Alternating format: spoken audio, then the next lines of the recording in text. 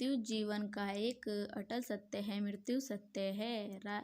एक राधे श्याम नामक युवक था। स्वभाव का बड़ा ही शांत एवं शुभ विचारों वाला व्यक्ति था। उसका छोटा सा परिवार था जिसमें उसके माता पिता पत्नी एवं 2 बच्चे थे।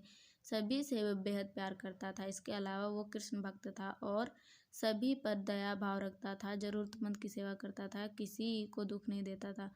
उसके इन्हीं गुणों के कारण श्री कृष्ण उससे बहुत प्रसन्न थे और सदैव उसके साथ रहते थे।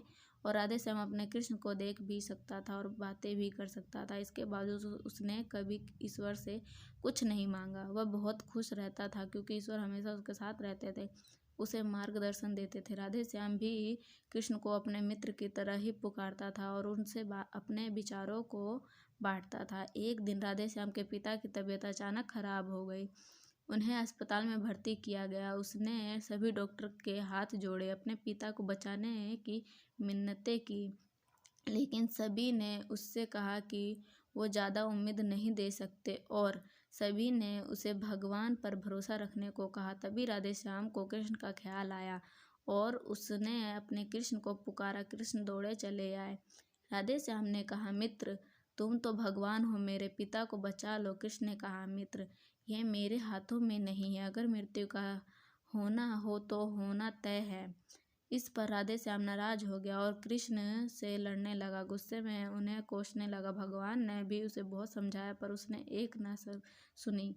तब भगवान कृष्ण ने उससे कहा, मित्र मैं तुम्हारी मदद कर सकता हूँ, लेकिन इसके लिए तुम्हें एक कार्य करना होगा। राधे श्याम ने तुरंत पूछा, कैसा कार्य? कृष्ण ने कहा, तुम्हें किसी एक घर से मुट्ठी भर ज्वार लानी होगी और ध्यान रखना होगा कि उस परिवार में कभी किसी की मृत्यु ना हुई हो। राधे श्याम झट से हाँ बोलकर तलाश में निकल गया। उसने कई दरवाजे खटखटाए। हर घर में ज्वार तो होती, लेकिन ऐसा कोई नहीं होता जिनके परिवार में किसी की मृत्यु ना हुई हो।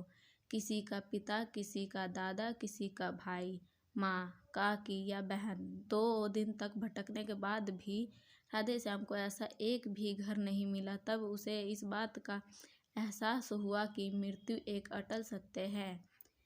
इसका सामना सभी को करना होता है, इससे कोई नहीं भाग सकता। और वो अपने व्यवहार के लिए कृष्ण से क्षमा मांगता और निर्णय लेता है जब तक उसके पिता जीवित है उनकी सेवा करेगा। थोड़े दिनों बाद राधे श्याम के पिता स्वर्ग सिधार जाते हैं। उसे दुख तो होता है, लेकिन ईश्वर की दी हुई सीख के कारण उसका मन शांत रहता है।